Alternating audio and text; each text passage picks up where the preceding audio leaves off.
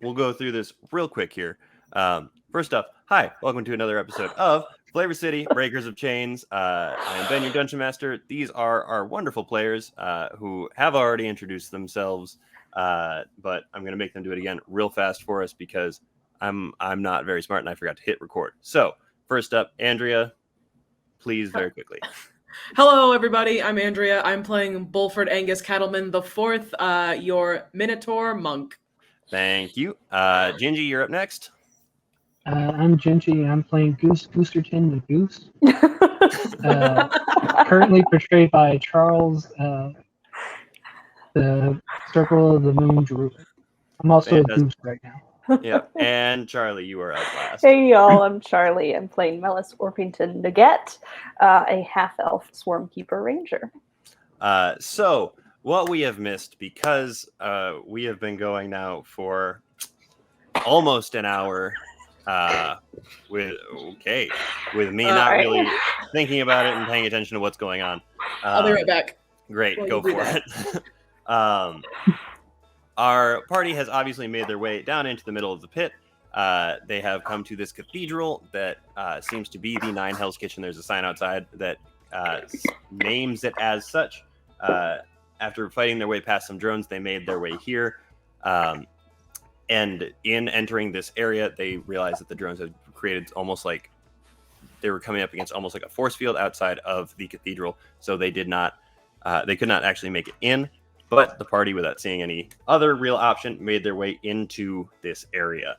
Upon entering the cathedral, they saw about 20 of these large, sort of fleshy, awkward, sort of zombified almost forms, milling about back in the kitchens and out in the dining area a little bit, where tables have been flipped over, chairs sort of tossed aside. And in the center was this large bread-like structure, where they have there seems to be like pieces that these fleshy guys have been putting on as they've been going through.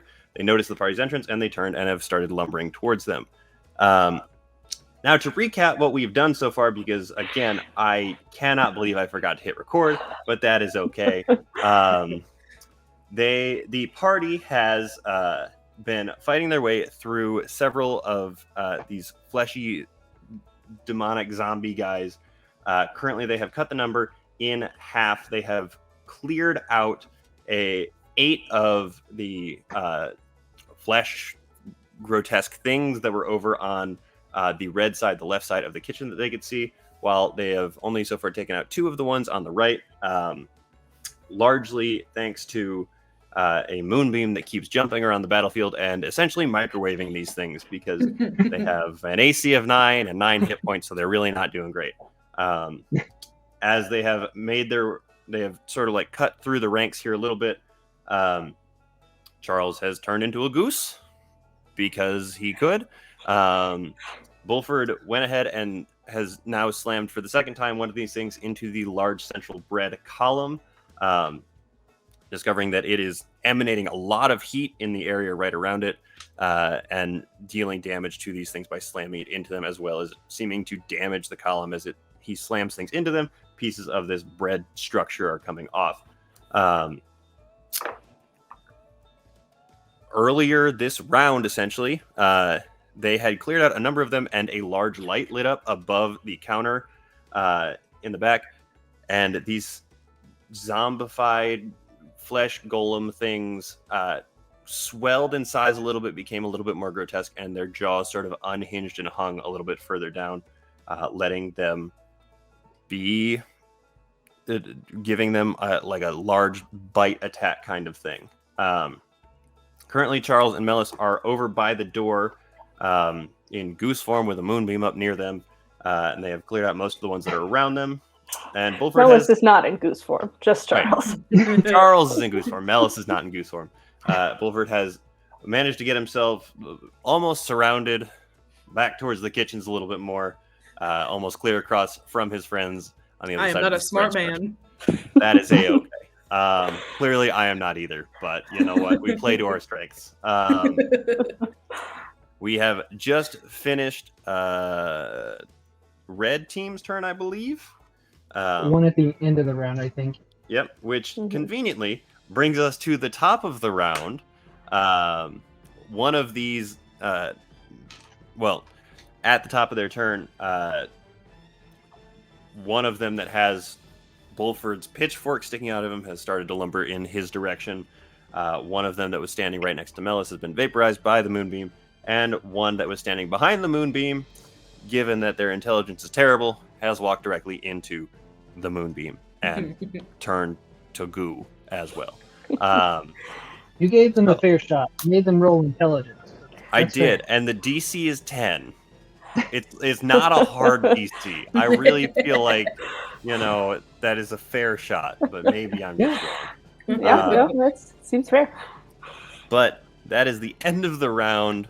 I'm glad I noticed at the end of a round because it makes it a little bit easier to go back into it. Charles, you are up. There is one of them next to Melis. There is another one about 15 feet past her. So still within easy speed range of your goose form. Or if you wanted to go full steam, you could make it out to right near where Bulford is.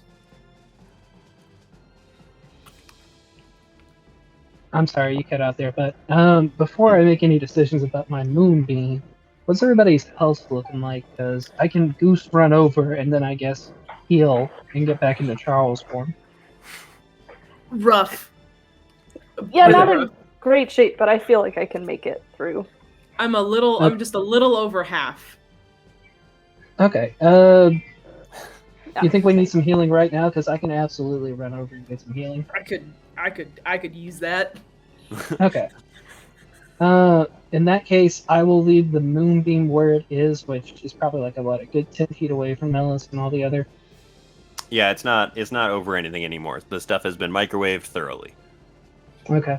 Yeah, I'll run over, and I can't cast spells in my goose form. I don't believe. If I did, that would be fucking awesome. But I don't think the world's ready for magic goose That'd be yet. fucking No, that's like a level 18 or 20 thing that you can do. So, no, not Level yet. 4, level 18. What's the difference? Listen, I was homebrewing a monster the other day, and it was already challenge rating 15. I said, what if I just gave him 9 level of wizard spells, and that would boost it up at least Right. 1. Amazing. So you want to run over towards where Bulford is? Yeah. All right, sounds good. So Charles is gonna make a run in goose form all the way up to Bulford. It puts you right next to one of them, like one of the monster guys, but you are also next to Bulford. As you run past it, you can feel the heat coming off of the bread tower as well. Damn. Okay. Yeah. I'll get right up on Bulford, then I guess I'll switch back to my Charles form. And then we'll go ahead and we'll burn a 2nd level spell slot here for Cure Wounds. Oh, All right. God. Sounds good. Go ahead and roll some healing as you hear a "Huh!" and just this goose runs through the battlefield past the bread thing against maybe his better judgment with his little goose brain. It was pretty good. Sorry. No, skids to a stop next to Bulford and shrinks and grows back into Charles and slaps a hand on Bulford's shoulder to heal him for 6 and a 5, so 11. Which, do I add a modifier to that you actually? had your wisdom mod too. Oh, that's 16. Oh, 16 points of healing. Damn. Back to Bulford. oh, so much health. Charles can heal your wounds, but he can't heal the holes in your shirt that your wife made you. Yet. Then we'll walk away a little bit to try and get out of range so I don't have to worry about making any con saves. Actually, can I move after wild You can shaking? move again, but if you're up in melee with one of them, it'll get an opportunity attack as you walk away from it. Am I in melee with one of them? Yeah, you would have had to be to get up to Bulford. I'm pretty much surrounded. Now you're entirely surrounded. It just happens that one of them is your buddy. Yeah. You know what? We're in this shit together. I'll stay here. Okay. All right, Yep. sounds good. That everything for you then, Charles? That is everything I got. All right. Well, that brings us to the blue turn, which is unfortunate because it's the one that is still around. Yep. So, Bulford, for better or worse, no more of them can get to you.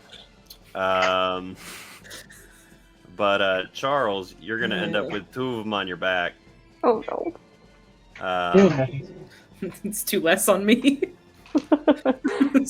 Sorry, Charles. Yeah, it happens.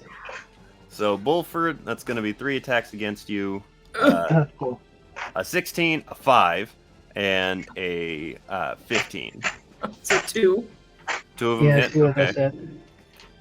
As it goes ahead, and the unlatched jaws come forward and snap down on you from either side again, dealing a total of 12 points of damage. So much for all that health. Hey, you still got 4 from it. And then Charles, that's going to be 2 attacks against you, my friend. That is a 15 and a 16 to hit. Yeah, those both hit. All right. That's going to be 10 points of piercing damage against you as they come up behind you. 10 points total as they come up behind you and sink into your back as you've just touched Bulford in front of you. And the last one is finally going to make it over the counter. Sad Okay. boy. So I need that's 2 two- Constitution saving throws from Charles to keep up Moonbeam. See what that You gotta beat first a one 10. is. Oh, thank God.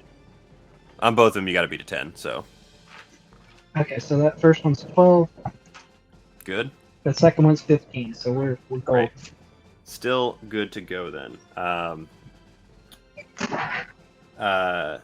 And then Melis, there's one that's still on you. I'm gonna attack you. Great. Well, that's a 9 to hit, so I don't think that hits. Oh, And then one of them is actually going to make it to you, but not be able to do anything because of how action economy works. Let's use a dash action to get to you. All right, that is the end of Blue's turn. Melis, you are up now. okay, so previously I had yelled out to whoever is maybe here. Mhm. I'm gonna do that again. Okay. As I ready my maul and just say, can you call off your zombies? We're here about Mr. Fiery, and then I'm gonna hit the one that had not the one that just arrived, but the one that's been in front of me. Okay. With my maul. Go ahead and roll an attack. Oh no. It's a 9. 9 does hit. Okay. So go ahead and roll some damage. It's very Okay. skeptical. I was very skeptical. That's a 6. 6 points of damage. Okay. Is that the one you have Hunter's Mark on? I'm gonna say that's with your hunter's mark and Yeah, everything. I rolled 2 ones. Gotcha. Yeah. Are you not using your swarm or anything right now? I was gonna make sure it's still alive.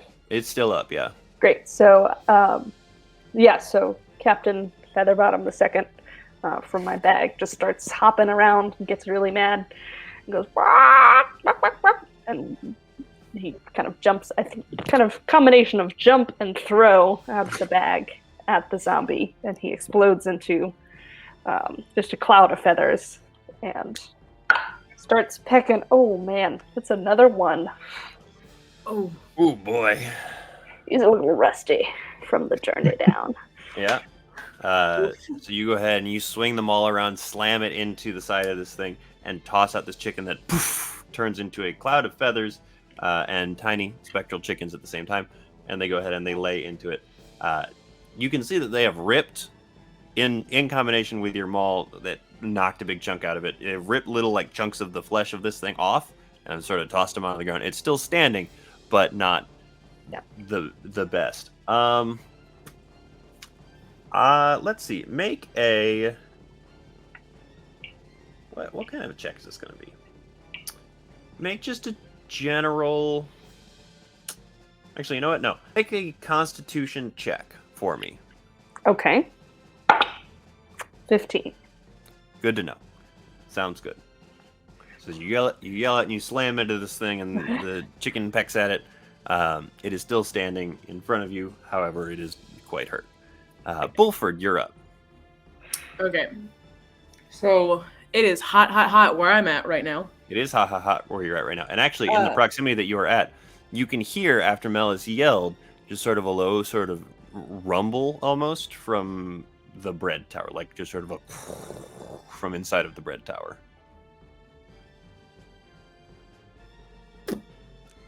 Well, I'm stupid and I don't know what that means, so I'm just gonna pick up that boy and I'm gonna slam him in that same spot. Sounds good. So kind of wherever the cracks are, now that I've been like slamming him, I'm just gonna keep going until that thing either crumbles or the fucker dies. Sure thing. Go ahead.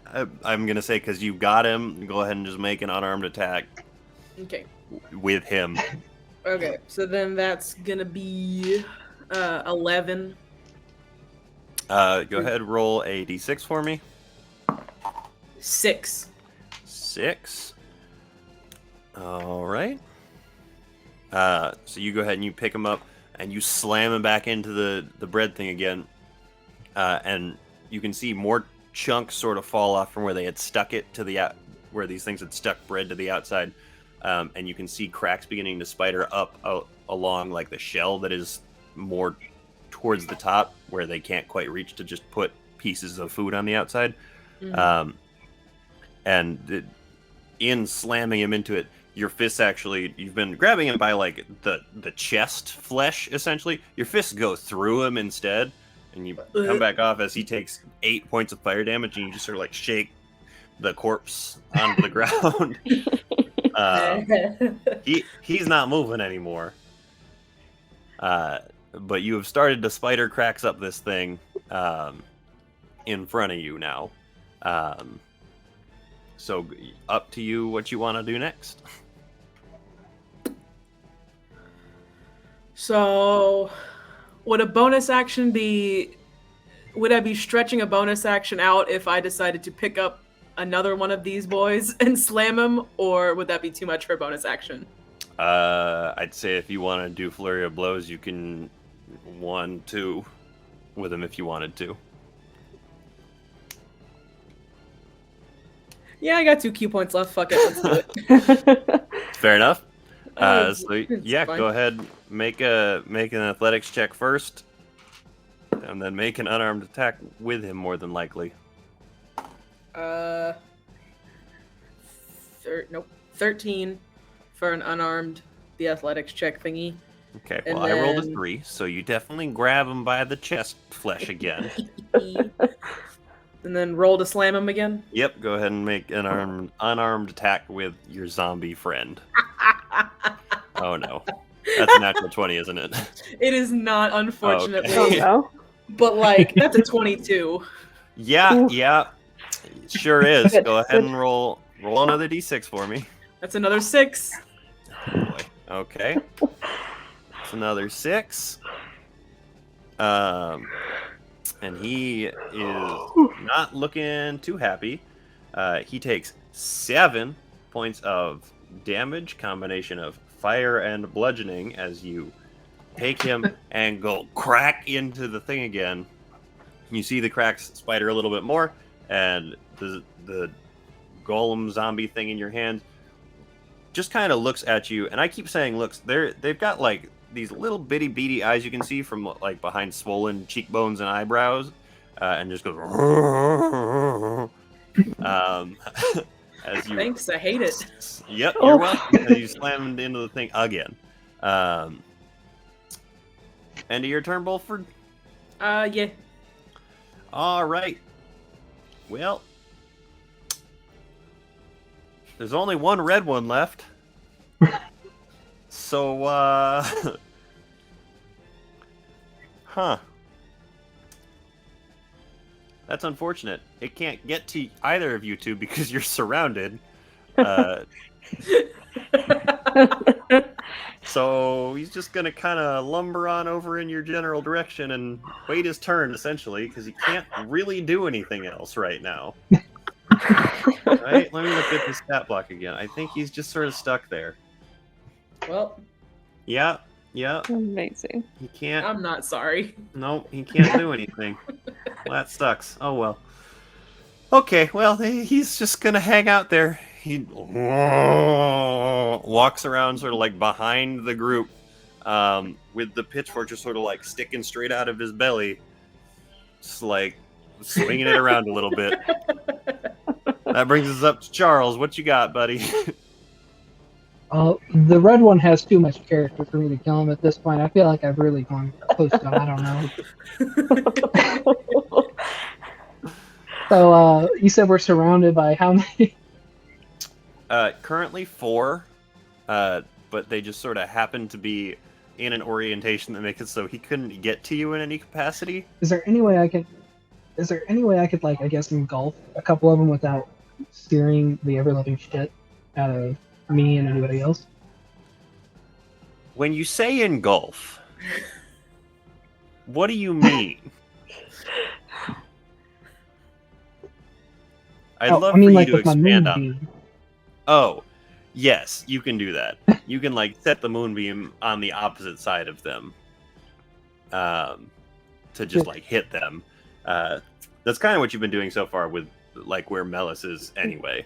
So yeah, you can move the moonbeam to be Melis around the still surrounded? backside. She's got 2. I've got on 2. her, I'm okay. but the moonbeam is not touching any of them currently.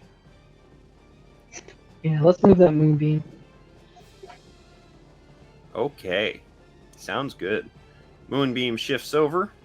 Do you actually want to avoid the red one? Because you can and still hit 2 of them. Your options are either you hit 3 total, including the red one, or you hit 2 of them without the red one. I'm gonna leave it up to fate and put him in there. If he survives, then we'll know it's meant to be. Okay, sounds Group good. mascot. Amazing. I mean, I can pretty well promise you he won't, but you know, if fate says so, then sure, why not? All right. So you use your action to move the moonbeam over. The column of silver light sweeps across and like plants itself opposite this collection of weird, grotesque zombie guys. That's your action. You got anything for a bonus action? I'll catch Shillelagh again for shits and giggles. All right, sounds good. On your scimitar again? Yeah. All right. For So you Shillelagh go and ahead. giggles. You can just recast Shillelagh on your scimitar. End of Charles' turn is the blue team's turn, which means that we need 2 Constitution saving throws for the ones in the moonbeam. That's an 18 and a 13, which means that one of them makes it. See, it's not impossible. 5. That's 10, so 15 total. 15 points of damage. Great. Well, in what has become the true Charles fashion, you microwave one of them. Just absolutely decimated by this beam of silvery light that just sort of pulses, and it falls into a pile of goo. And then the other one, you can see, loses a lot of like chunks of itself essentially, but it maintains a little bit of its structure. It looks very badly hurt, but it doesn't fall down yet. We talking like Jello 30 minutes away from being ready in the fridge type of stability? Kinda, yeah, honestly. God. Okay. It's not good. I tell you what, it's not good. But with that, we've got 2 attacks on Melis, 2 attacks on Bulford, and 2 attacks on Charles as the last one from the kitchen makes its way over to you, Charles. Okay. So Melis, you're up first. We've Do it. got a 12 and a 16 to hit. 16 is my armor class, so that. Okay, so 16 hits. So that's going to be Jesus. 3 points of piercing damage as you knock the one out of the way with your maul, the one that you've taken chunks out of with your chicken friends, and the other one comes down and sinks into sort of the back shoulder blade area with its big old toofs, its big old teefers. Bulford, the 2 against you. So bad. That's a 7 and a 9. Oh, God. Well, the one that just got microwaved is getting used to its new jelly legs again, and the other one, well, you're about wrist deep in the chest of. So it makes sense that they can't really get their teeth around you right now. And Charles, we've got, wow, so bad. 7 and 11. I mean, I've got an armor class of 13, so I was honestly expecting to just get tanked at this point. So I very much appreciate it. I expected to hit more than one attack on that entire round of 6 attacks, but here we are, I guess. There. Listen, as somebody who's gotten absolutely mangled the last couple rounds, one of the only people getting hit, I appreciate you missing almost damn near everybody. That's fair. Fair enough. That's the end of the blue team's turn, because they really can't do anything, and their intelligence is 4. So they're just sort of sitting there like, as they're like getting after you. Any of them fall on the moonbeam beam? Well, they're not smart, but they're not so dumb as to like actively seek out the pillar of light. They just don't really think it through when they go, I need to go get that thing on the other side of it. But end of blue's turn is Melis. Yes. Great. Yeah, I'm just gonna try to finish off the one I was hacking at last time. Sure, go for it. It's barely standing, so. It's another 9 to hit. It does hit. Okay. You need some new dice. Don't be rude. Okay, that's 9. 9 points. Oh, sorry, that's 13. 13 points damage. Well, it was barely. Does that include your swarm? No. Okay, well, it was barely holding together anyway. And you go ahead, you bring them all up and around, down over the top, and you essentially put its head in its ankles. So, just the part of it that was at the top is now at the same height as the part that's at the bottom, and there's nothing really above it anymore. So, Cool. just sort of flattens out all around. Love that. Anything else? Bonus action, I'll move my hunter's mark right over to the next one. All right, sounds good. That's it. All right. As you go ahead and slam down into this one and shift your hunter's mark over, you guys hear another goong as the next light above the counter lights up. And these things, on their last transformation, they swelled and their jaws dropped a little bit. Now, the bottom half of them shrinks as the top half swells even bigger, and the jaw, like, rips open wider at the top and becomes just this massive mouth that takes up pretty much the entire top half of its body. It's still got the tiny arms with the little like knife claws coming out of it at the sides, but it is mostly just this open mouth at the top now. Just series of flesh. Fun stuff, I know. That's the end of Melis's turn. Bulford, you had the pleasure of having your wrists in one of these things as it transformed, which means that you got to feel all of like the almost jello moving around your fingies. But it's your turn. Yep. I'm gonna crush it to the thing. Okay, go ahead and make an attack. That's whatever the hell 7 plus 5 is. It's more than 9. 7 plus 5. That just hits as they have almost sort of like gotten denser as you watch them transform. Hate that. Yep, Wow. their armor class has gone to 12, so you do still hit, but... Okay. Seems like whatever this transformation is has made it more robust. Yeah, more gross. More gross. And then for the D6, I rolled a 5.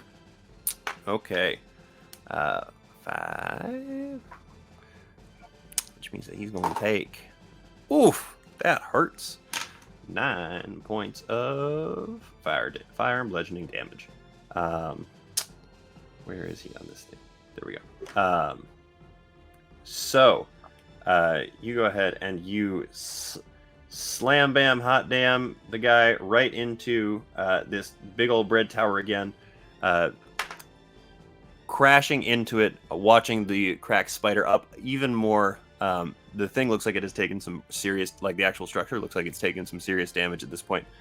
And he lets out, they've been doing this weird like moaning kind of thing so far, like he lets out this sort of like sound as you slam it into it, having dealt more damage to it. It is still kicking in spite of the fact that you slammed it into it last turn. It's again seems like they have gotten a little bit hardier since their transformation time, but it doesn't look great. So that's your action. Can I bonus action smash him again? Sure. That's 15. Hits. Go ahead and roll your d6. Only 2 this time.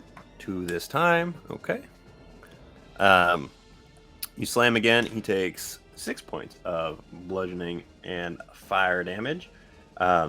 As you slam again this time, like last time, your fists sort of go all the way through. You feel it give, and it lets out another sort of shriek as it goes through, or as your fists go through. As you've been slamming this thing, chunks are falling off of this, and you can see these cracks building up, and you can see into a little bit now. One of the lower cracks, now that you've gotten a bunch of the outer stuff that they've put on there off, there's almost like this black ooze that's in there that you have been sort of digging out with whatever demon thing you're holding on to. Most ineffective shovel in the world.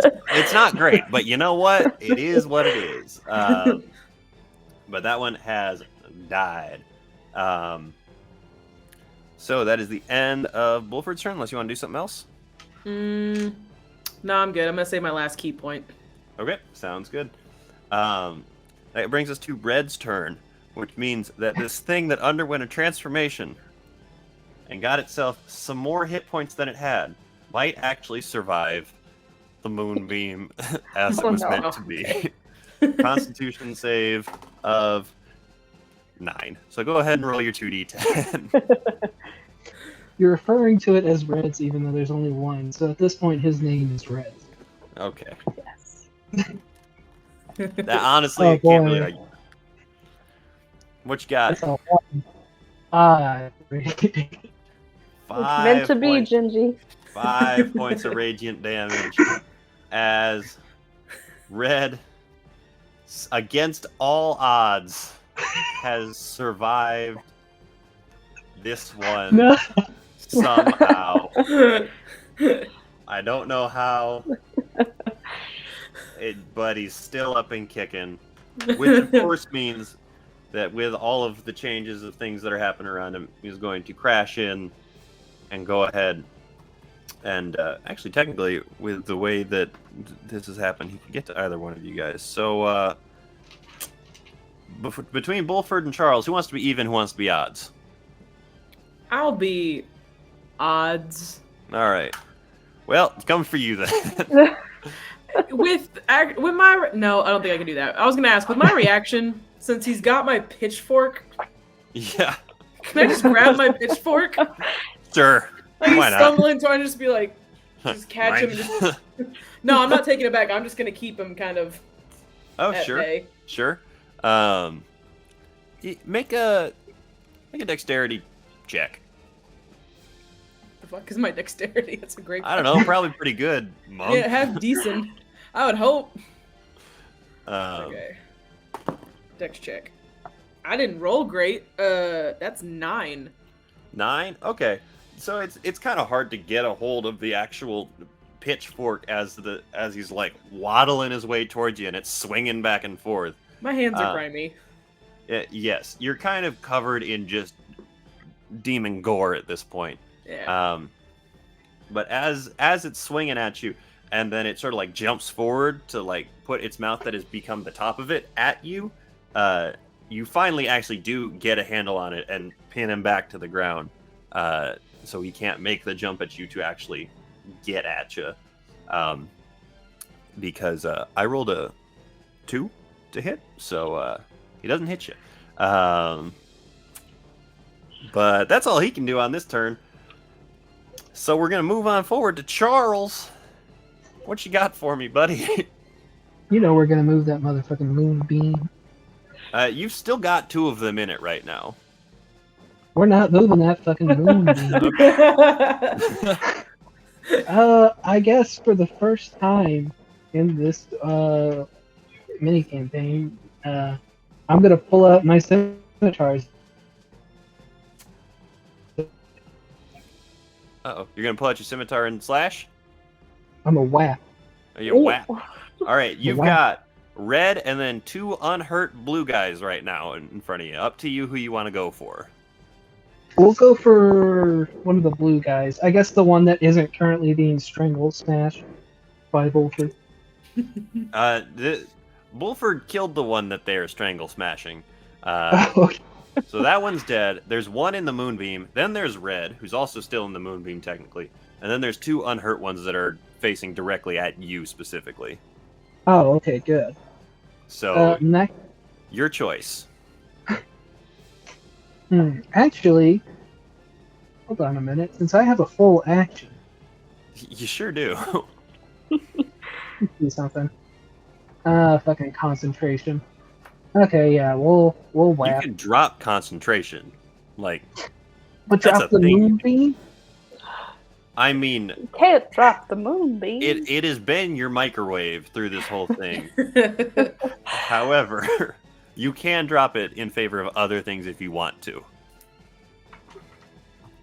Where am I in relation to Bulford and the bread?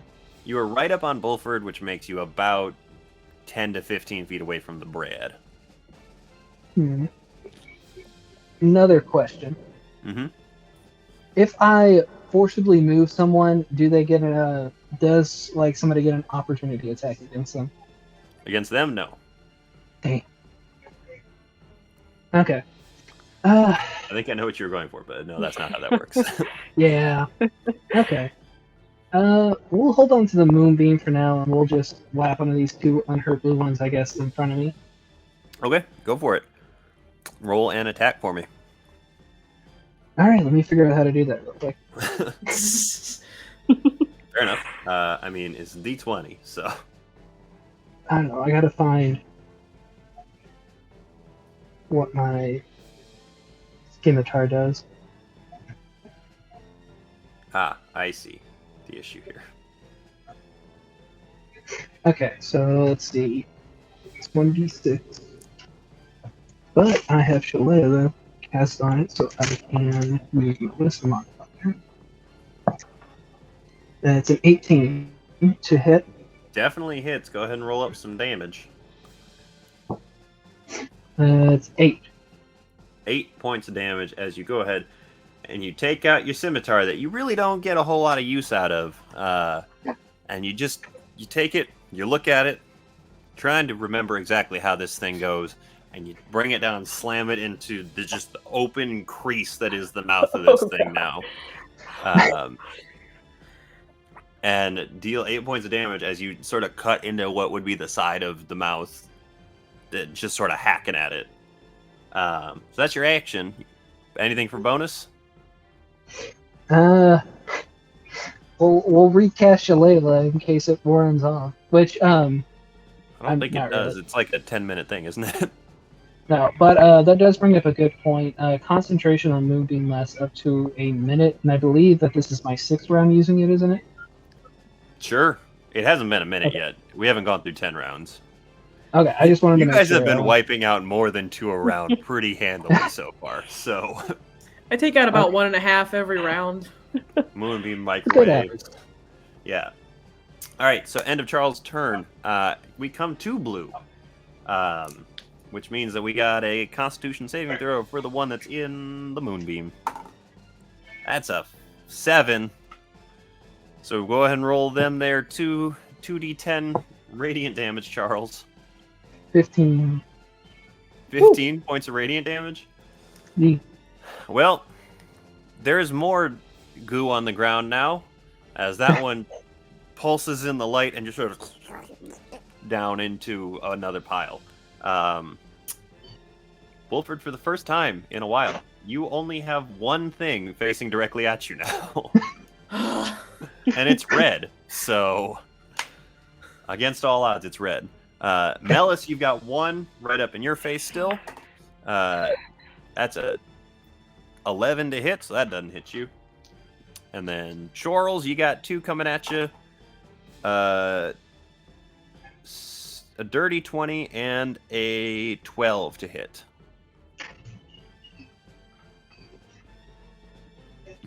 I know the dirty 20 hits. I can't remember if that the 12 just barely misses. Nice. All right. So that is going to be a whopping grand total of, math is hard, 11 points of piercing damage from the one that you've just slammed down into as it jumps forward and catches you sort of like forearm deep in it as you pull your scimitar back. Grabs onto your arm and rakes back, leaving just sort of like these lines from where teeth have dug into you, all down your forearm. Melis, you go ahead and catch the one on your maul as it jumps at you and push it back. Not too horribly difficult for you. That's the end of Blue's turn. Melis, you are up now. Okay. Real quick, what's the saving throw? Still 10, yeah. Just barely made it. All right. Good on you for remembering, because I forgot. Captain Featherbottom II did not like that sound of the gong and the light coming on. So I'm going to look up at it, and I'm going to switch, put them all away, pull out my longbow, and I would like to try and shoot the light. Okay, the second light? The second light, yeah, that just came on. All right. Go ahead and make an attack roll. Okay. 18. 18 hits. Go ahead and roll some damage for me. Okay. And my D8. Okay. That is an 11. 11 points damage as you throw the giant, like, mouthy thing off of you. You turn around, pull an arrow, fire off at the light.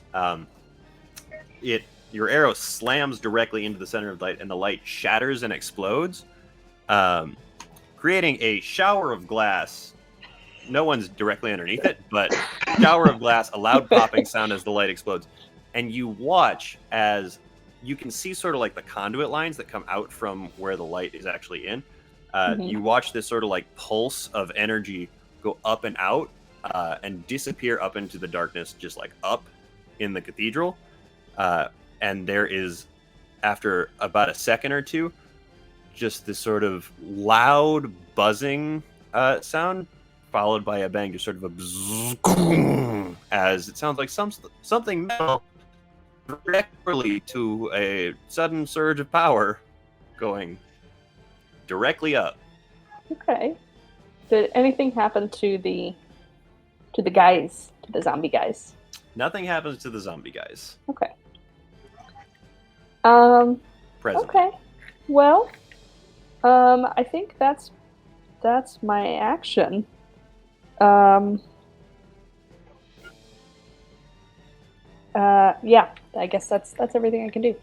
Okay, sounds good. Let's see. You haven't moved a whole lot since we started this. Go ahead and make a perception check for me. Okay. Oh, that's not great. It's a 9. Okay, sounds good. Bulford, you're up. Oh. Cool. Perfect. All right, so I have one of them by my pitchfork, right? You sure do. You got red sort of wheeling around right now. All right, that's fair. I'm gonna. Well, it's been nice knowing you, little buddy.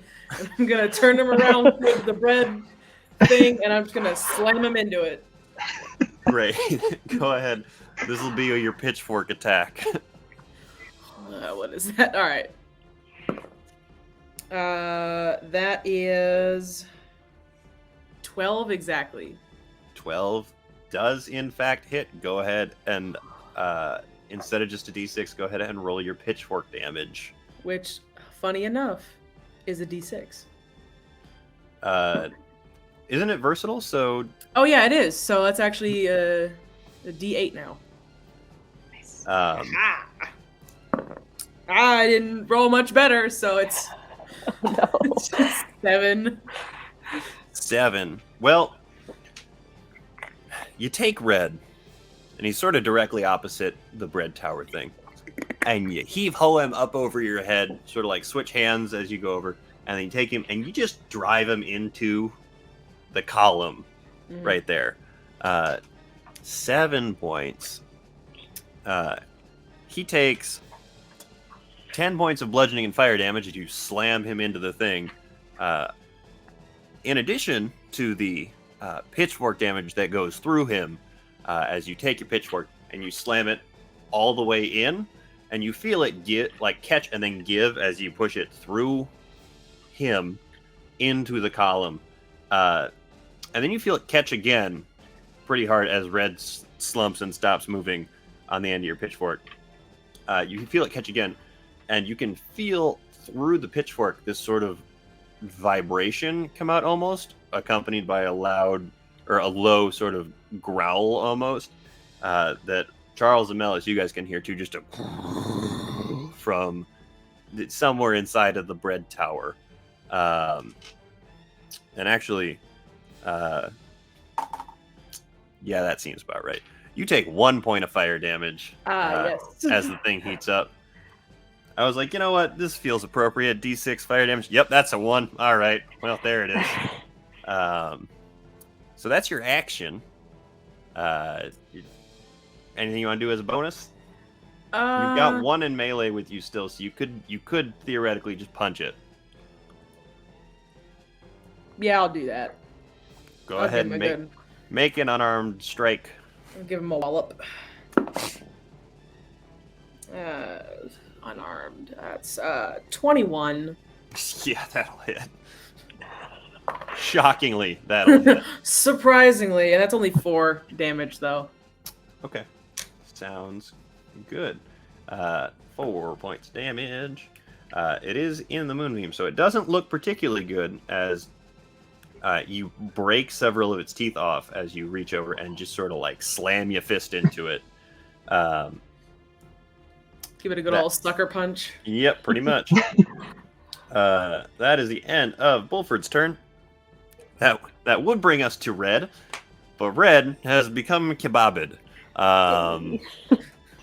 Oops. So instead, we're up to Charles. You got 2 right in front of you. We will not abandon the moonbeam, Dean. It's fine. Never. I'm gonna try and get both if I can. Is that possible? Oh yeah. They're standing next to each other, side by side. All right, let's turn this microwave on, even though it's been on this whole time. Sure has. So, action to move the moonbeam over. The column of silvery light swings around to sit now right in front of you, kind of like hard to look at. You can see them in the light as it starts to eat away at them because they're up next. Bonus action? Bonus action to switch to Cleric of Moonbeam. What? No, I got nothing. Okay. I'll get back Not all to you my on that. jokes can be winners. I like Fair it. enough. Fair enough. It took me a second to get there, but gotcha. So end of Charles' turn is Blue's turn, which means that the one that just got whapped in the face is gonna survive for a touch longer here, but the 2 that Charles is looking at are about to get microwaved. Actually, that is a natural 20 and a dirty 20 to save on the thing. They still take half damage, but the odds that they die is a lot less likely. First roll's an 8. Uh-oh. Second roll's a 1. So 9 total. 9 total. So halved for both of them puts us at 4. So they are both still up. However, they don't look particularly good. Well, the one of them looks kind of okay because it hadn't really been hurt, but the other one looks not the best. But after the pulse of energy from the moonbeam gelatinizes a little bit of each of them, that is going to be 2 attacks against Charles, 1 against Bulford, and 1 against Mellis. So Charles, you're up first with a 10 and a 16 to hit. So I think 16 hits, dealing 12 points of piercing damage as it like sort of leaps at you and teeth sink in like around your torso there, and it rips away. That is going to be a words are hard DC 10 concentration check still. Very fittingly, I rolled a 2, which is what my health is currently at. Oh no! Oh no! Okay. So then Moonbeam goes away. The moonbeam falls. Oh no. The Moonbeam collapses in on itself. Bulford, that's a 4 to hit. That's not going to hit. Nope. You just sort of like swing and bat its teeth away with your pitchfork, really kind of over all of the stabbing things, ripping up your shirt. And Mellis, My wife's gonna that's be a so mad at natural me. 1 to hit. So Hey. you duck out of the way, not even looking at it as it lunges for you from behind as you've turned around to shoot this light. Mhm. That's the end of their turn. Mellis, you're up. Yeah, okay. I'm gonna hit the guy that's still in front of me. All right, go ahead and roll to hit. Okay, that is a not natural 20. That definitely hits. Go ahead and roll some damage. Okie dokie. I have re-equipped my maul, by the way. Did another figured. little switcheroo. Not gonna I shoot figured you him. weren't just like slapping him with your bow, but Yeah, like just gonna do a little poke. Okay, that's 12 points of 12 mauling points of damage. Maul damage. As you go ahead, bring out the maul and just like swing up a little bit at it, and it lifts off of its like stubby little legs just a touch and lands awkwardly, scrambles back up to its feet though, as it's still hanging in there. And then the chickens fly at it in a burst of feathers for an additional 4 points of damage as they peck into it. Well, then, the chickens, if you've ever seen chickens go after, any small living animal that gets loose in a chicken pen, that's kind of what you're looking at here, as this thing is just eviscerated by beaks and talons from these itty-bitty spectral chickens, as it just is raked to shreds after being uppercut with a hammer, essentially. It's not having the best of days, to put it lightly, and then it falls over dead. That is your action. What do you got for bonus? Great. Let's see. How many are still left with the There others? are 3 left. There are 2 Okay. all up on Charles and 1 all up on Bulford. Okay. With the way that the bread is sort of situated, you can't really see all of the one that's on Bulford, but Yeah. you can see the whole goings on still. Great. I would like to. I've 30 feet of movement. Can I make it over to the? You can't make it up to them, but you can make it pretty close. They're all. Bulford did a charge away, Right. and then Right. the goose ran after him. So Right. they're a little out of, Okay. immediate range. But My goal is to move into flanking with one of the ones that's on Charles. gotcha. So You can't I'll quite move make it there, toward but in that you can get- direction. That's yeah. my goal. Okay, sounds good. You're about 10 feet away from it yet. Great. So And I'll move Hunter's Mark towards the one that I'm gonna go flank, which is okay, sounds just good. one of the two. Okay. And as you run past the bread, you can feel the heat, and you can hear sort of the low, grumbly growl coming out of it too.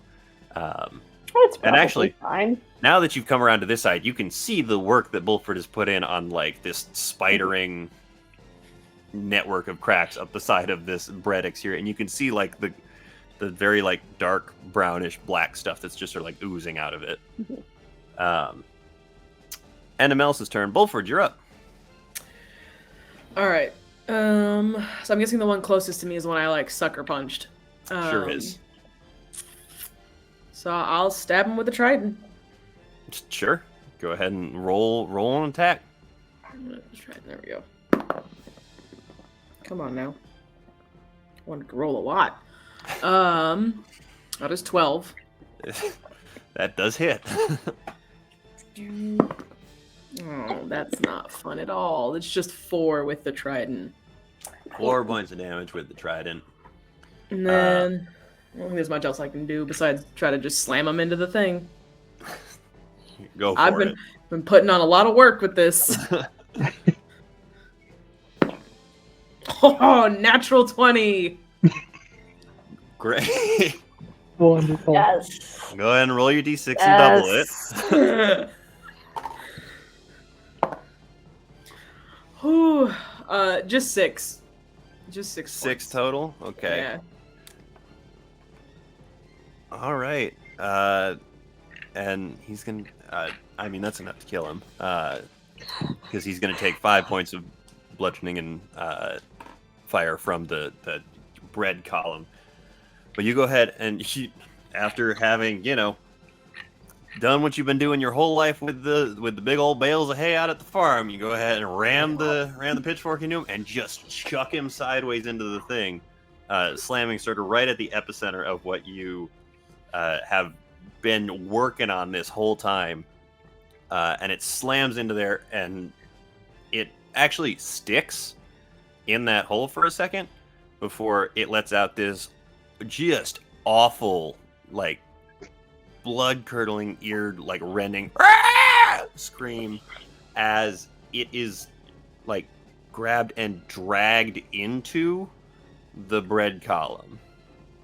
And right after it disappears in there, you can see 2 long, thick talons reach out around the edge of the crack.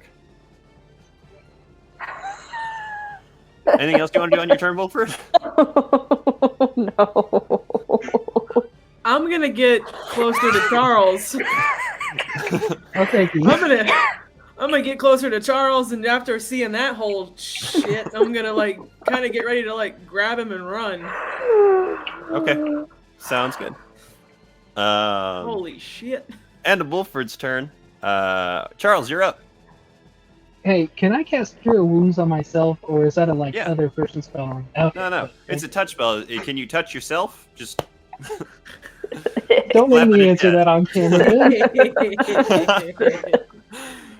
Fair. Yeah.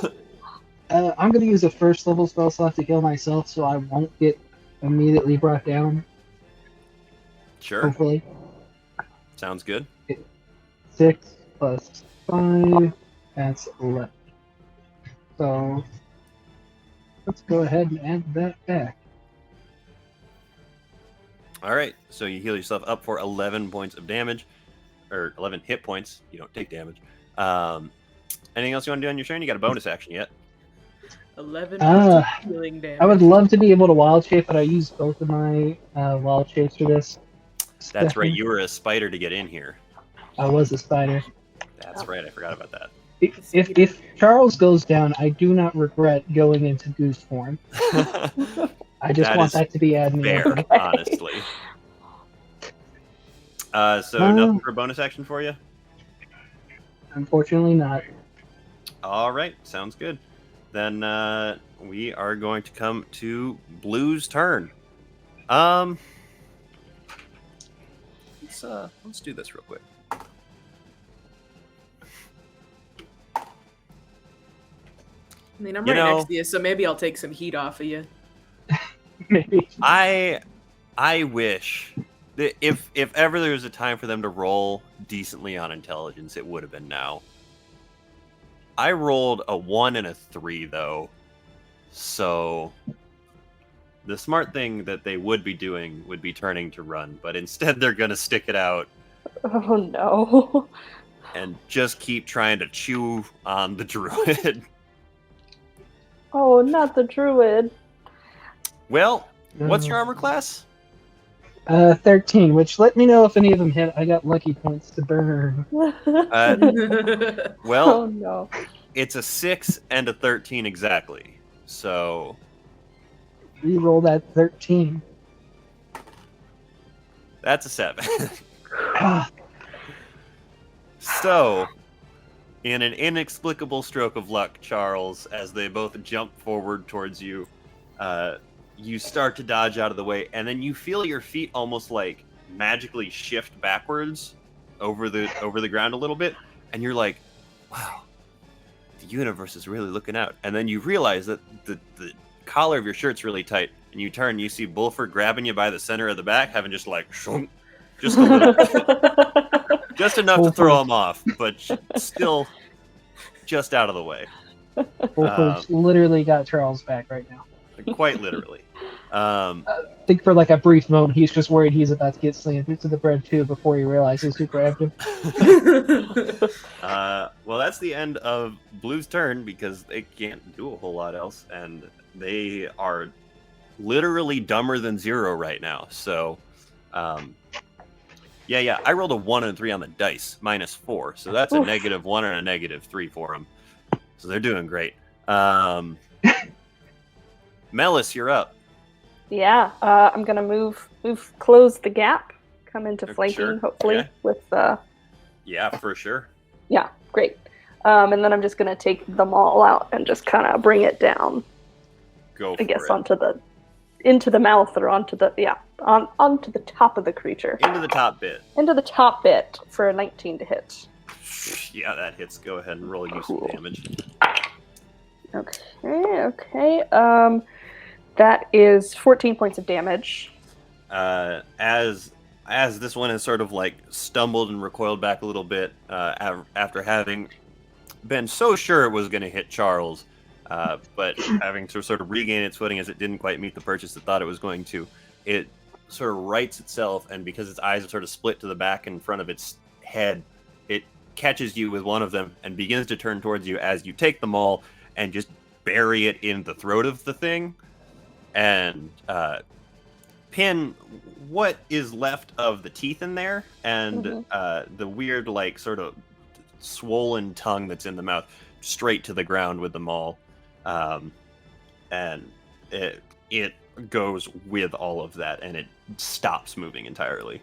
Amazing. And then my chickens still like burst into feathers, still are going bark, bark, bark, bark, bark, but it sounds a little bit more like a self-satisfied kind of squawking, and they're going to kind of the ghostly spectral chickens like come under my feet, lift me up, and they're going to move me 5 feet over towards the other one. Just because they can. Yeah, they sure can. Melis just sort of out of nowhere starts like moonwalking chicken, at least. Yeah. A little bit. And then I would like to, if I need to close any more distance to kind of, then... No, you're right up on it. Great. If you want to get to full flank, then you'll move 5 more feet. Yes, but... I would like to get to full flank, please. Sure. Sounds good. Yeah, you just destroy the one, and your chickens carry you on over to the side and set you down, and then you take one more step, trying to keep the movement going so it looks like the chickens are still doing all the work. Yeah, I try and like shuffle my feet a little bit so it looks like I'm gliding still. Yeah. Yeah. And from where you are now, you can see these talons coming out of the crack, and you can watch as they seem to like tighten almost on the crust of the thing and just begin to break it off and peel little chunks of it inward. Please don't. Bulford, you're up.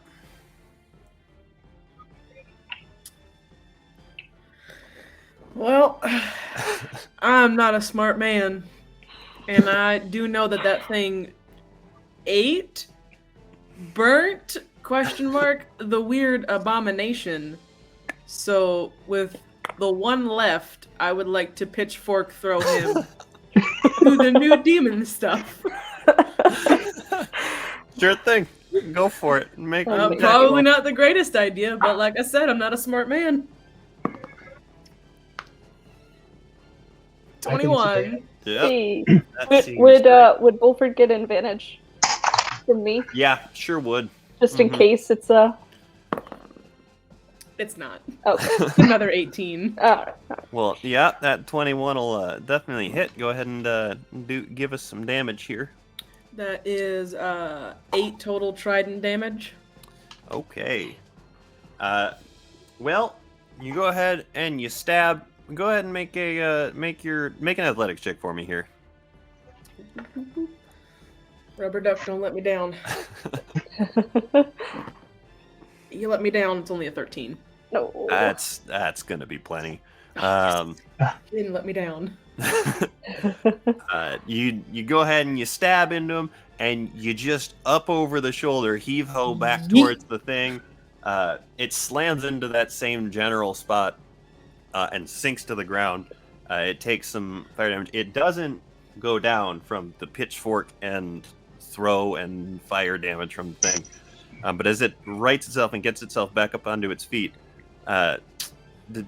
it begins to move back towards you guys, and this massive clawed, red-scaled hand slams down, crushes it underneath it, bursting out of this hole in the bread, and slams it, smashing it into jelly on the ground. And you guys hear, in just sort of like this rumbly voice coming from inside of the bread, "Who the fuck is in my kitchen?" Anything else you want to do, Wolford? There's no more of these demon guys hanging out around anymore. Hey there, howdy. The name's Bulford, and we're friends of Mr. Fiery. We're looking for the man in charge of this place. Go ahead and make a persuasion check for me. Oh boy. You know what? I don't think mine's actually bad. Hold on. Let's get to that. What is my persuasion? Alright, persuasion. Oh, that's a 5. Let's see what we can do with that. That is 14. 14. Okay. Well, and with Bulford being the last in the order, we are going to come out of initiative here. As Bulford, you sort of just very kindly try and appeal to the senses of the large red hand that has burst from the bread, which is not a sentence I thought I was going to ever say, but I just did. You guys watch as another hand sort of like comes up around out of the hole and begins to just sort of like rip pieces away. Over the next probably 5 to 10 seconds or so, there is this thing that's inside of here, covered in like little bits of this black goo that you saw oozing out of there, rips its way out, and you at first see this large sort of like kind of scaly body, not like covered in scales, but like patches of what look like scales almost on it. Just largely red skin as it pushes its way out, before you see the large figure duck down and push its way out head first. And it looks down at you all and says, "You're looking for Fiery?" And standing in front of you, you see probably pretty easily 15 to 20 feet tall, this large red scale / skinned being with a large ram's head skull set on top of whatever face is underneath there. And it sort of looks around at the just like scattered bodies of all of these demon things and said, "Oh, well, shit. I'm going to have to regrow those, aren't I?" We're so sorry to have broken in, made a mess. But I think we need your help. Are you the chef? Yes. I am the chef, as you would expect. My name is Gordon of the Ram's Head, and this is my kitchen. However, these fucking idiots seem to have ruined the place while I was gone. Yeah, it seems a little like a nightmare in here. Could say that again. Yeah. Oh, well, they won't take long to regrow. They're pretty easy to replace. I suppose I should thank you for breaking me out of that. It seems like they were packing it on to keep me out for a little bit longer than I normally would be gone for. Don't know why, but So, what, you don't know? Do you know what's been going on here lately? depends on what exactly it is that you mean by going on. I understand that there's been some kind of insurrection of sorts. They have. I went into this. Well, I went into this tower behind me here to attempt to better connect with, well, the spirit of flavor as a whole. I get a lot of odd looks when I leave the pit specifically, so I do my best to stay in my area. People don't often see large demons walking around the city, so Yeah, do my That's best fair. to Yeah. stick in this area as That's best fair. I can. So you know about the chains taking over? I do. They had not. Have they entirely taken over? They were just I growing mean, at an alarming rate when I went in. But I guess Oh, they've taken over. the entire Yeah. city is kind of zombified now. cathedral all trained up. Yeah. Mm-hmm. Well, that seems like a problem then. Yes, I was trying to connect with our good friend Fiery, seemingly friend, but I couldn't quite reach him. So I suppose I'll need to figure that out a little bit better. But first, it seems like I need to rebuild my fucking restaurant, and presumably the rest of the pit is in similar disarray. Oh, just Yeah. about. There's a lot of robots. Everything's been taken over by these here chains.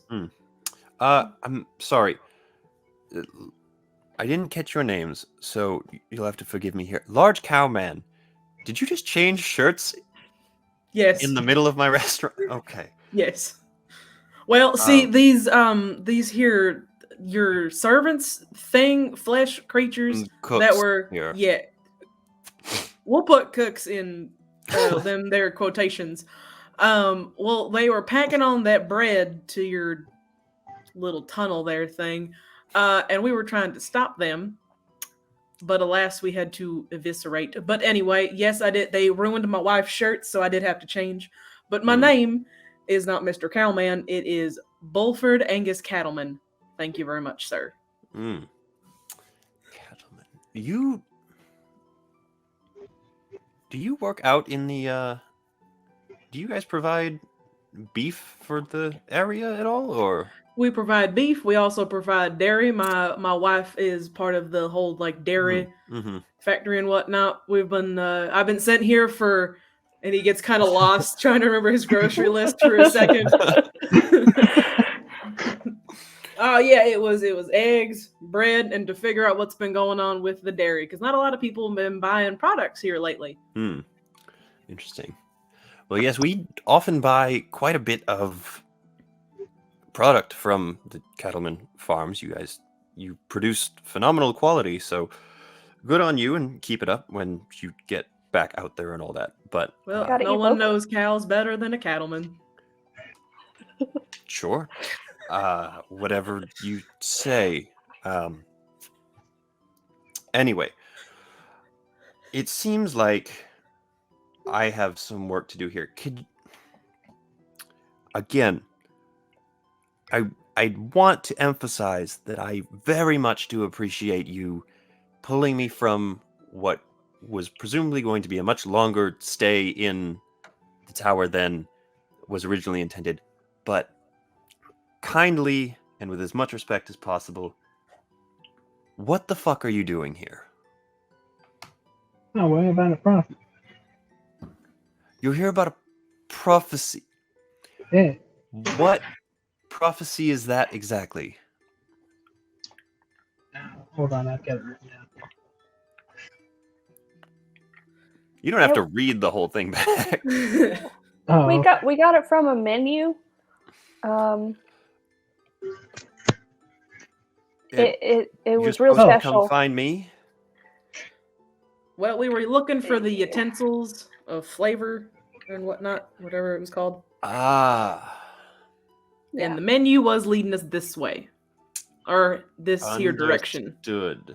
Understood. And Charles, as you pull out the menu, you feel it, like it glows and it gets a little bit warm in your hands. He says, "Ah, understood. Interesting. Would you mind if I took a look at that just very quickly?"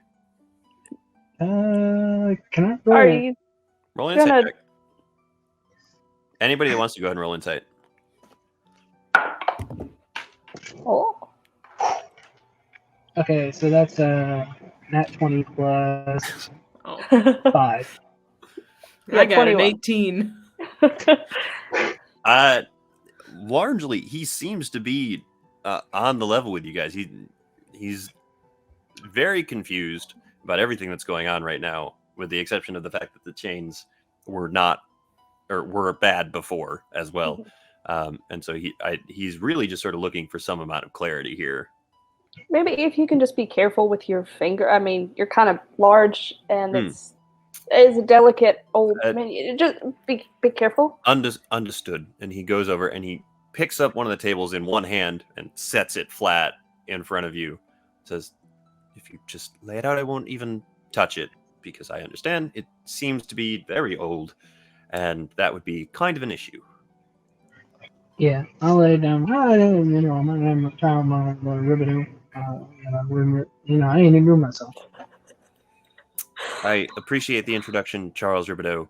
Yeah. Again, Gordon, let me look at this now. And he goes ahead and he reaches in and he pulls out this very small pair of glasses, puts it on his face, and leans in very close and reads off for a good 30 seconds before he leans back, takes them off, puts them back away. Huh. This is unconventional, to say the least. Yes? We can all agree on that? I mean, I haven't seen a lot of menus that are prophecies in my life, so yeah. Not exactly what I was talking about, but yes, also that is a bit odd.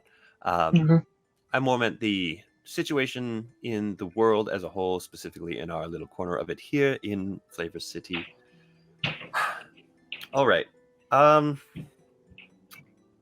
So, to expand a little bit here for you all, I suppose that I'll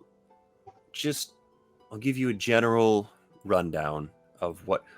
God damn it, you idiots! And you see he's looking back into the kitchen, and one more of the original demon-looking things has like regrown from like some of the stuff that was just like the fleshy stuff that was outside is kind of like running through the kitchen as well, and you can see several of them like partially regrown, and one of them has just regrown and knocked over a large like pile of dishes. Just clean that up and don't touch anything else. Anyway, I broke your light. I'm real sorry. that it's fine. It's an incentive thing for them. They can. What We'll kind deal of with it. incentive makes them turn even more grotesque and mouthy? Well, you see, this is a establishment of flavor and food, and as such, oftentimes the demonic spirits that I end up recruiting to work here they're not always the brightest, and so they often associate being better at the job with having a larger mouth. So as they All right. make it through and don't, I have a very small temper issue on occasion. I use them as a method of controlling that temper, because if they screw up, I can just send them back to the abyss or the hells, whichever one they've decided to crawl their way out of, and regrow new ones in their place. But those that last longer are eventually moved up. And so as I often grow about 20 of them in a week, and then the number diminishes as the week goes on, we'll say. The ones that make it through the week are What's the allowed longest to one ever survive? return in a more pleasant capacity. What was that? I'm sorry. No, it's okay. My internet's still kind of nuts, so sometimes I think you're not talking when you are, and I don't mean to cut you off. But, Oh, no, you're good. I said, how long the longest one to survive? Well, I don't really keep them past a week. So if they make it that far, then they're given a pat on the back and sent back down below to wherever they came from, with the knowledge that they made it through a full week here. Sometimes the surface is worse than whatever deep pit of torture they came from. So, And if they don't make it through, you have them like they pack up their nasty fingers and they get sent back. all of the things that you did to them, I do. Yeah. But with my fingers to them. Oh, okay. All right.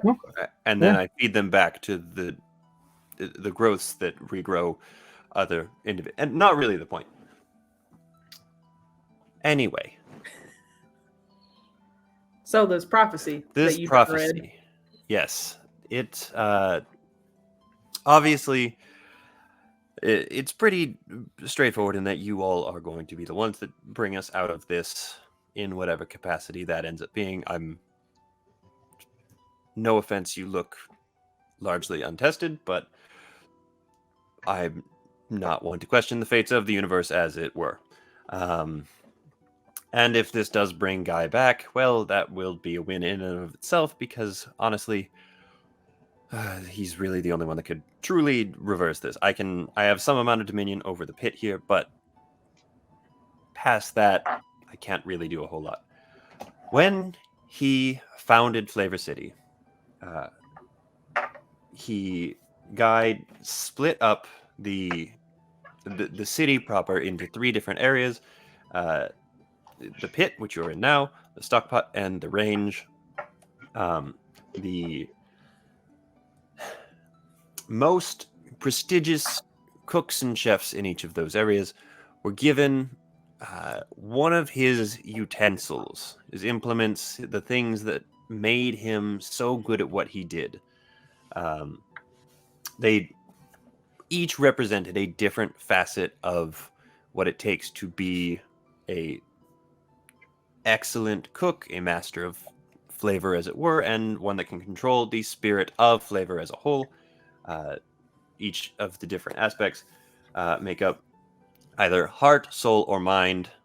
Here in the pit, we were given the aspect of soul, and I am the keeper of that artifact, as it were. Now, I am very reluctant to part with it, but it does seem that I sort of need to in order to help you along your way here. And so I suppose that I just sort of need to do that, don't I? Yep. I think so. Who are the others, Jeff? I'm going to be honest, not entirely sure, because I don't leave the pit, really, ever. He made the pit so that I would be able to sustain living here full time, as opposed to having to come in and out so often, because the material plane does not agree with me quite so much. Part of why I have the temper really sort of grates on the consciousness constantly.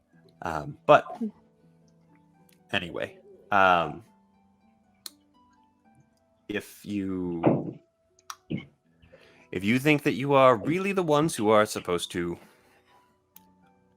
fill this prophecy, which whoever this small man that gave you this menu seems to think you are, I suppose that this is going to belong to you for the time being. I would like it back, unless for whatever reason I cannot take it back, or I am instructed not to take it back.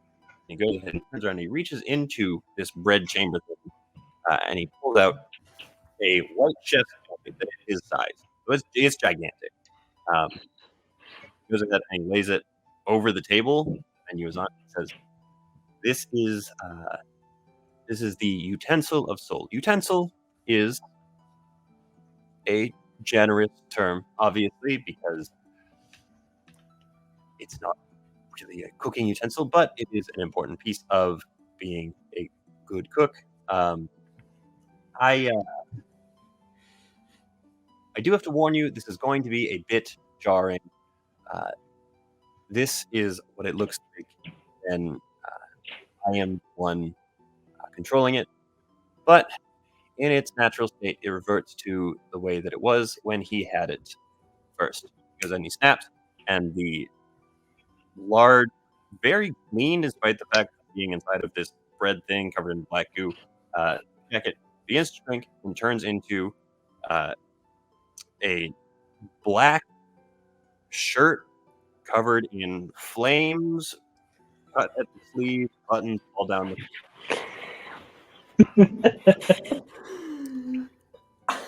Good. As much as you might think it's my style with the fire and everything like that, it's not really something that I can get with.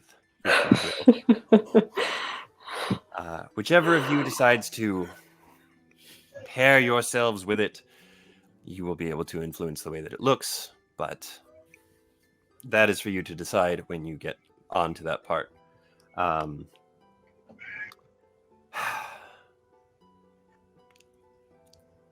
What does it do? Well, it does a myriad of things. Most specifically, it will. It is an aspect of soul. It connects to a more spiritual side of food, if you will.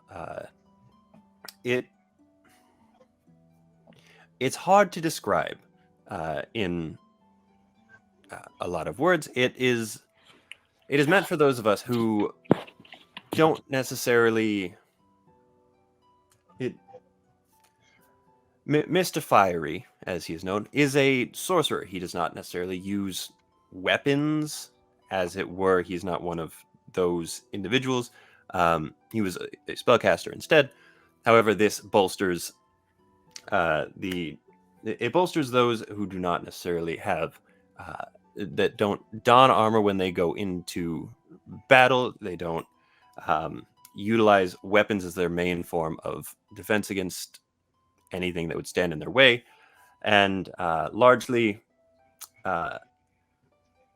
it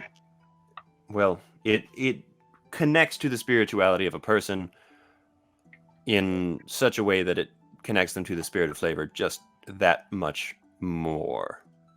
In order to see exactly how it would benefit you, you will need to take some time and sit with it more.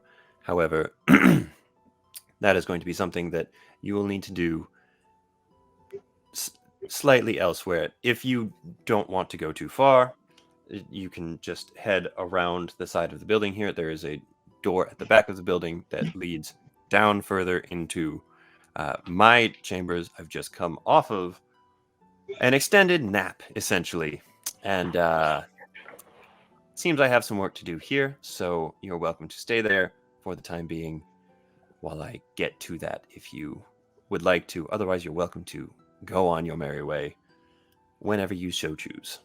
Is there a way we can get to that room without going outside due to the fact that there are many drones looking for us? Drones. What do you mean? And he stands and he goes over the door and he opens the door. He looks around. He says, do you mean these balls that are laying on the ground out here? As you guys go over to look, and there are no drones in the sky. There are just like heaps of them piled up on the ground right outside of the fence. They weren't doing that before, no. They were floating. Mm-hmm. It seems that they're not floating anymore. Never mind. Interesting. And Melis, you would notice with your passive perception, the loud rhythmic thumbing of whatever mechanical sound that was, has stopped. When I broke your light, there was kind of a loud noise. Did I break something more than that? As far as I know, no. The light is, we'll need to get up and reorient some of the power siphoning that happens here that pulls power from the lower planes to help fuel the fires of the pit as a whole. But no, otherwise it's just kind of a lightning rod of sorts. I don't believe that there will be too much damage done to my equipment with that. It's just a light, after all, most of the time. But no, right around that way, he points sort of just around the building, inside of the fence, towards the back of the building. That is the direction that you are directed to if you want to stay where he told you about. Yeah. Should. Yeah, I think we could use the rest. I think we could. Can I ask you, when was the last time you saw Mr. Fiery? Because he used to visit you, right? He did. He does on occasion. Would have been before I went into the bread. Probably 2 months, 3 months, maybe a touch more than that. But I don't know how long I was in there either. So, did he seem weird or anything amiss? No, he seemed just as dreadfully happy as always. All right. Now, you are welcome to stay. If you'll excuse me, I have a kitchen to attend to. And he turns around and he pauses for a second and just goes, "For fuck's sake!" and slams the door shut behind him as you hear him deeper into the kitchen area. You guys find your way very easily around the back of the building to where this, again, very large, but slightly smaller than the entryway doors are. Looking up from where you're at, too, you can see that the, slamming piston-like things that have been coming out of this machine on top of the thing have stopped at this point. Seemingly whatever sort of surge has affected a lot more than just the immediate light area. But you guys can make your way into this relatively small for his size home, but very large to you all. The bed is him size. It's like 15 feet long, a good 20 feet wide. There's plenty of space for you guys to spread out in whatever configuration you want to here on the floor, in the bed, on some chairs, on a table, anything like that. Is there an older style rocking chair? There sure is. It's just gigantic. You're like just gonna get in there, sitting in it. Yeah, just gotta pull a hat over top and just kind of rock that. With a little help from your friends on the ground, you get it rocking a little bit. You can keep the momentum going after you get moving. It's just that first little bit that's hard to get moving on. Anything else you guys want to do before the end of the night here? Nope, just take a rest. I think I would say Charles. I think you should be the one to hold on to this here artifact. I think it fits your style. Yeah, you know. Yeah, you go for it. Okay. Which can I determine how it looks? Yeah. All right, it's You don't gonna want the look flaming almost... bowling shirt? Oh no. No. It's gonna stay like black, but instead the flames are gonna be like a blue flame, and there's gonna be like a fishing line. Like in the middle. Nice. All right. Sound good. Very good. Cool. Well, as you guys settle in for the night, then we are going to wrap up there for this one. It was a little bit longer for us, even if it is a normal length for the actual recording of the episode. Whoops. Yep. And That's with fine. the end of that, with getting the first of these artifacts, you guys go up to level 5. Hey. Which means that suddenly Thank you can God. do a whole lot more stuff. Thank God. I It know took me an embarrassingly long time to figure out the red and the blue teams. That's okay. Yeah. I never I figured it didn't. out. I just hit things. Yeah. I didn't get it until like it was actually like somebody like said red and blue, like until Gordon ran It's stuff. after. Yeah. Same. That's fair. So actually, let's go ahead and roll some hit points right now, just so we have it on the camera. So it's D10 for Ranger, D8 for Druid, and D8 for Monk. Yeah? Yeah. 7. 7 plus your Constitution modifier. Awesome. In D&D Beyond, you guys just click on the Manage Hit Points thing, and then you just enter the amount you rolled to the rolled HP number. I can help walk you through it a little bit better. Yeah. In a little bit, if need be. What do we got? I got 8 on the dice plus Nice. Constitution is gonna be 11 total. Very nice. Charles, what you got? 4 on the dice plus 3 Constitution is 7. Amazing. All right. Sounds good. And then we will get back into it.